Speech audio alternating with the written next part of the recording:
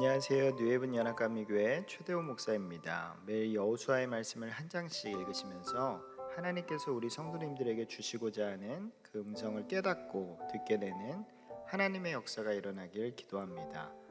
오늘 여호수아 9장의 말씀은 가나안 땅에 사는 기브온 사람들이 거짓말을 통해 이스라엘 백성들을 난처한 상황으로 만들게 되는 내용입니다.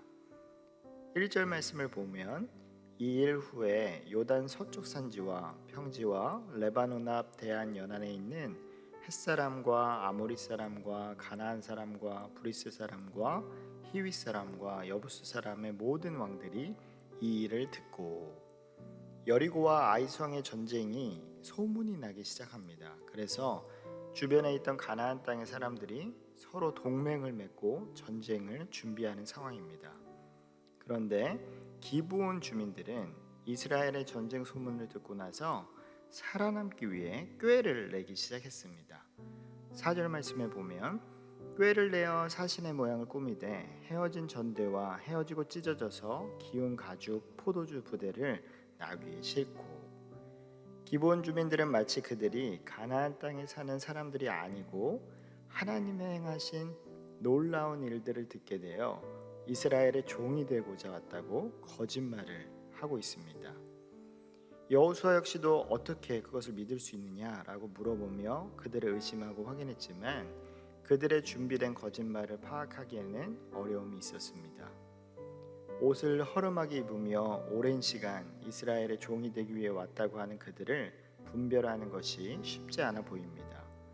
결국 여호수아는 15절 말씀에 여호수아가 곧 그들과 화친하여 그들을 살리리라는 조약을 맺고 회중 족장들이 그들에게 맹세하였더라.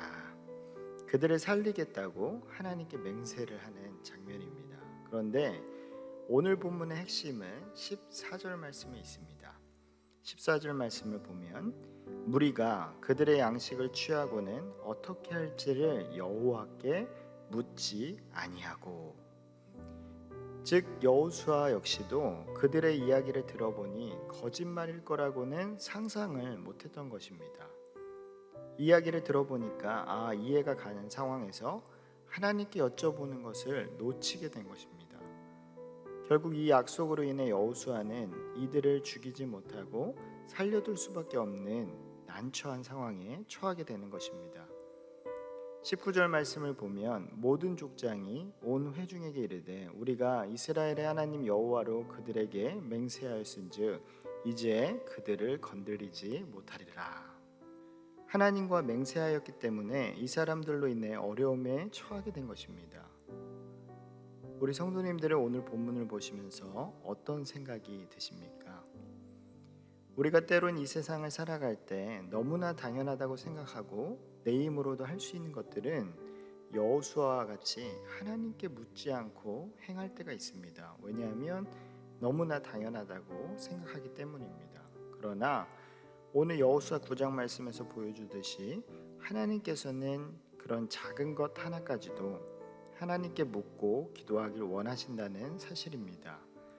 우리가 생각할 때 하나님의 도움이 전혀 필요 없다고 생각되는 부분에서도 하나님께 의지하며 살아가는 것을 원하신다는 사실입니다. 왜냐하면 우리를 너무나 사랑하시기 때문입니다.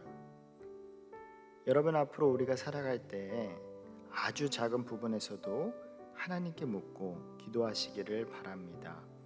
결국 그것은 우리 삶이 더욱 하나님께 집중되는 삶이기에 우리의 생각으로 살지 않고 하나님의 인도하심으로 살게 되는 큰 은혜이고 감사이기 때문입니다.